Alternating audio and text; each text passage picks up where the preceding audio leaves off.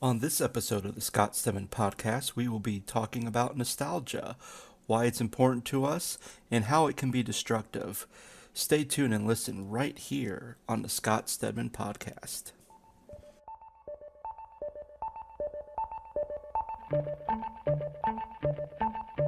In my dreams, I see myself hitting a baseball in a green field somewhere near a freeway. Good evening, everybody, and welcome to the Scott Stedman podcast. It is a cold, rainy day here in, I guess it's Chicago, Illinois. Technically, it's Napersville, but for some reason, every time I put something up, it keeps saying it's Chicago.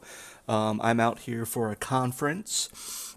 So it's going to be very interesting. But as I was just over the weekend, me and my wife were just having a conversation, and the topic of nostalgia came up. And just to kind of understand what nostalgia is, according to the dictionary, a nostalgia is a sentimental longing or wistful affection for the past, typically for a period or place with happy personal associations, or something done or presented in order to evoke feelings of nostalgia. So it's really something that makes you happy, something from the past that when it's said or when it comes up, you have some type of feelings attached to it. There's an emotional response to this item. We reminisce about whatever it may be. And one of the cool things is, you think about how the things for the past and how exciting things get. So many times we like to look at shows that talk about decade shows like I Love the 80s or I Love the 70s. And you look at these things and you go, oh wow, yeah, I remember when I had a Teddy Ruxpin doll. Oh man, those were good times. But when we look at the origin of the word nostalgia, it actually comes from the Greek word nostos algos, which is broken down into two words: nostos, which is return home, and algos, which is pain. So you kind of see this returning home and there being pain. So, and then of course later on we see the German word Hemwe, which is homesickness. So when we get to nostalgia about the late 18th century, we get this acute homesickness. And really the popularity of nostalgia really didn't hit till, close to almost 2010. I think with the height of popularity with social media, nostalgia has been to go back and reminisce about things from the past is much more common now with videos and pictures. People, especially now, you can be friends with someone who's across state lines that you went to high school with, and they could be cleaning out their closet and they find that one picture from high school, and you're just like, oh, or especially now how Facebook always has like on this day, and you can go back how many far back until I guess from whenever Facebook first started. You can go all the way back and look at all your postings of stuff and go, oh yeah, those were good times. But how this topic of nostalgia got started is me and my wife were talking, and we've been debating about these Disney live action remakes, and how we think it's ridiculous, um, to say the least. I mean, we had the Cinderella live action remake. Well, technically, if you want to go way back, you have the Alice in Wonderland, and then you go from Alice in Wonderland to I think Cinderella, and then Cinderella you had oh, I can't even think now. There's some other ones, and then there's Peach Dragon, and then of course now there's Beauty and the Beast. And with Beauty and the Beast, it was almost like, well, why are we doing a Beauty and the Beast remake? Why are we doing a Little Mermaid live action? Why are we doing, well, especially why are we doing Mulan? Because Mulan's not that old. It made sense to do Cinderella because that's a very old classic. Pete's Dragons, a very old classic. Jungle Book. That was the one I was thinking of. Jungle Book, that's an old classic film.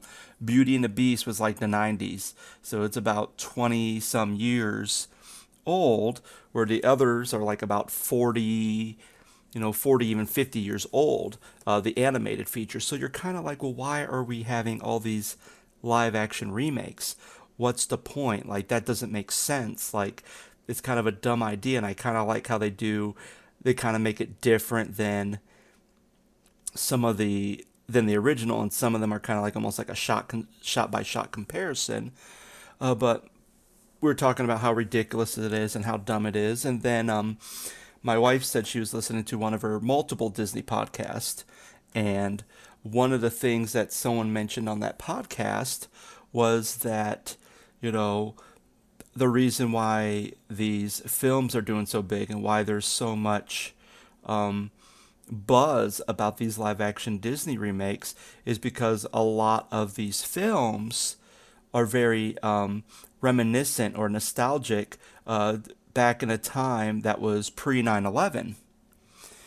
And I thought, that's very interesting. These films, as a kid, we watch and we're like, oh, this makes us so happy. We love watching these as kids. And now they're doing a live action remake. And it kind of takes you back, like, oh, yeah, I remember watching the original one. It's something you can share with your kids. It's something that makes you very happy. And especially when all these films happen prior to 9/11, that kind of gives you that nostalgic feeling, a remembrance of times in a culture where we didn't have a world with and I know this sounds stupid, but a world without terrorism, because obviously terrorism exists no matter. It's always exists probably longer than 9/11, but for a lot of us, that was the big mark that kind of changed our culture in America, that changed the world. And now we have war on terrorism, and we have people all over the world fighting against Al Qaeda and now fighting against ISIS. And it's just chaos. And it just seems like everything is just so chaotic in our world. And now it's like, oh, here's this nostalgia when things were great.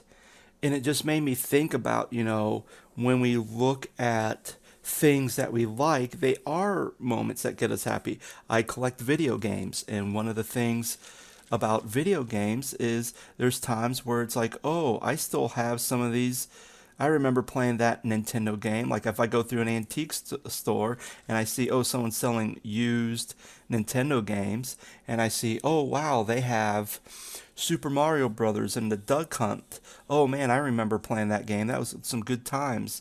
Or I remember playing Final Fantasy, the very first one, and now I'm playing Final Fantasy 15. So wow. And then even now, I still have like PlayStation 2 games, even though I have no way of playing them because I no longer have my system. And my fat PlayStation 3 broke, so I can't even play them again. But it's like, oh wow, I have these games and they're very nostalgic. I'll look at them and go, and I know I will like look them up and I'll go, ooh, like I should sell this one. And some of them are like, oh, this is probably worth like $5. And then I have some that are like almost worth $250, like because they're rare and they're complete and they're not damaged and the disc is good. I'm thinking, oh my goodness, I'm like sitting on a gold mine. But yet I don't get rid of them because it's like, oh, could I get more money? Or is it more of like, oh, well, I love playing these games and these are kind of like my babies in a way, which is kind of weird.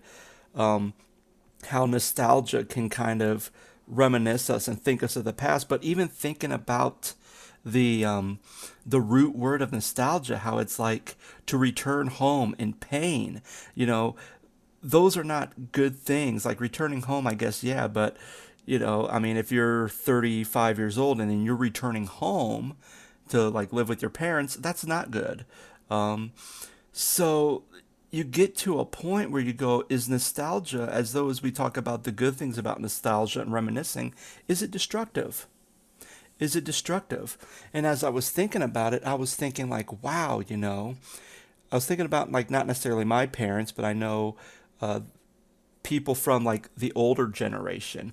They always post memes about, oh, I remember, do you know what this is? Or I remember playing outside and having fun, and I wasn't sitting inside playing video games all day. And it's like, well, yeah, I remember playing outside. I enjoyed those good times, but most of the time, one of the reasons why I don't see a lot of kids playing outside is because they could get kidnapped and taken and sold into trafficking. Um, so you, so our world's different. So that reminiscence of playing outside, being barefoot, not having a care of a world, not having no worries, is very nostalgic for some people. And I especially think, especially now, especially with the older people, even though like I think like my parents were born in the 60s, um, my wife's parents were born, kind of in the 60s. I think my wife's dad was born in 58. I'm not sure, um, but it was more of like that. Oh yeah, oh the 50s things were great. Elvis, yeah, but then you had the turmoil of the 60s. You had JFK assassination. You had the Robert Kennedy assassination. You had the Martin Luther King Jr. assassination. You had the Civil Rights Movement, which the Civil Rights Movement was a good thing, but there was a lot of turmoil when that was going on. Um, you had Vietnam. So this reminiscence of going back to, early 60s, late 50s, when a lot of these baby boomers would have been kids. That's something that's very interesting to them, something that they reminisce, or their parents were kids, and you're just like, wow, which then made me begin to think about the election, this past election. Donald Trump's biggest slogan was "Make America Great Again." And a lot of times, a lot of people have taken that "Make America Great Again" and said, "Oh, what? Like back in the 50s when black people were oppressed, or back when women had no rights, or back when the KKK was in its prominence, like that making America great again? Back when women weren't in the workplace and they were at home and blah blah blah, and that almost kind of like that Leave It to Beaver style family. Like, is that what we're talking about? Making America great again? And yeah, yeah. And I mean, I don't think like, oh, let's oppress women, let's be racist, let's do that. But a time when there was no more turmoil, a time when there was just no more chaos. That's how we're going to make America. And I think with that campaign slogan, I think one of the reasons why Trump got elected is that there was a lot of people who are kind of reminiscing about, yeah, I want to go back to a time where I don't have to deal with all this conflict. So yeah, if it's a time where we can live in a world where, my kids can play outside in the front yard and not be, and not have to worry about, and really not have to worry about being kidnapped, then yeah, I want to go back to that America. Um, especially for younger people, younger conservatives, yes, I would like to go back to a time where that was pre 9/11, a time where it doesn't seem like that you could be shipped off to war at any minute. And sure, there was those times back in the 80s and 90s, but really after the Vietnam War, you had a couple of these operations. There was Operation Desert Storm, which didn't really seem like it lasts that long. That I can remember. I can remember Operation Desert Storm as a kid, and I remember, seeing airplanes flying and people being in the desert, and that they were in the Middle East. And then I remember kids saying, "Oh, peace in the Middle East." Like, I really don't know much about Operation Desert Storm, but they weren't big, full-fledged wars. They were these operations that happened. And now when you have like the war on terror or the Vietnam War, those are things that's like, ooh, I want to go back to a time where our service people are not thrown into a battlefield and going to war, where it's more of serving during peace times instead of serving during war times. And if Donald Trump is saying we're going to make America great again, and he has policies that's going to do that, then he gets my vote. And it's just thinking about how nostalgia really plays on people's emotions. Nostalgia really focuses on taking people to a time in the past where they were once happy, where they felt good about themselves. But then I'm thinking, how can nostalgia be dangerous as well? Because it's, in a way, it's almost like you're kind of living in an alternate reality. I mean, once 9/11 happened, our world changed, and our world's going to continue to change. And there's no way where we're going to have a time back when um, the Reagan era, because I know a lot of people said, oh, the Reagan era was great, or a time before Vietnam. Like those times are long gone, and those were peace times, but we can't go back to those times. We always have to be looking forward. And as I was driving up here to my conference, I happened to get a book on tape, and I was listening to The Circle Maker by Mark Batterson. And as I'm listening to it, he was talking about prayer and faith, and he started talking about neurology. And he said that he was reading something from a neurologist, and basically they said that the older you get, you stop using your right side of your brain, which is your imaginative side of your brain, and you start using more on your left side, which is more of your logical side of your brain. And kind of what he says is that you no longer dream anymore. You no longer have these desires or passions. Everything's all about logic. It's about being safe. It's about kind of being inside of a bubble and being closed off. And he kind of said that, when we get older and we stop dreaming, that's when our desires begin to die. That's when, in a way, that's when our faith begins to die, because we no longer start thinking about the impossible and what God can do. We're kind of okay with God working within our comfort zones. And I thought that was very interesting, him talking about that. But then he tells about a lady who really wanted to go to school and get a career, but it had to kept getting put off hold due to financial situations and to her raising her kids. So then finally, at the young age of 50, she decided to go to school, get her college degree, graduated, and then she wrote a book, and her first book was published when she was 70 years old. And he kind of makes the point where it's like, yeah, even though science and how our brains operate, yeah, if we kind of continue with pace, yeah, eventually our brains are going to shift more to a logical side instead of a imaginative side. We're going to take less risk when we're older instead of now as we're young, where we can take more risk.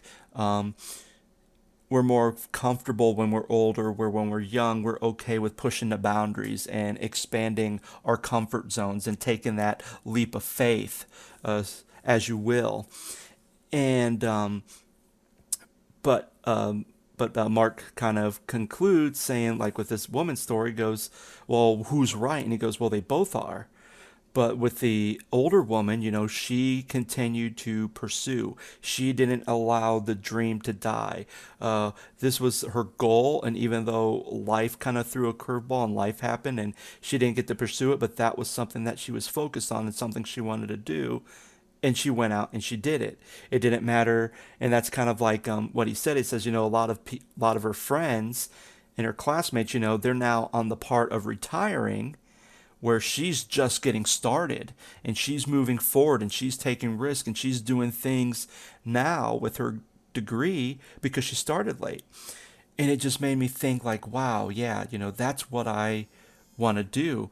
I want to get to a point where I no longer have to where I no longer have to sorry, I lost my train of thought. Where I no longer have to be comfortable, or I have to be okay with where I'm at. I want to get to the point where when I retire, I'm still taking risk. I'm still doing things. And sure, I may reminisce about the days when I was younger and I didn't hurt every time when I move, or the times when I could stay up late and play video games and do all this crazy stuff.